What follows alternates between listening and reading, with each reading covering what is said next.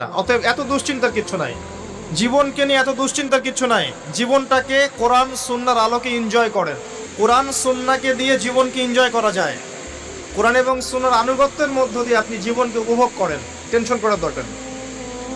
মনে রাখবেন, আল্লাহ যদি আপনার সাথে থাকেন এবং আল্লাহ যদি আপনাকে কবুল করেন, পৃথিবীর কোনো শক্তি নাই আপনাকে চলাবে।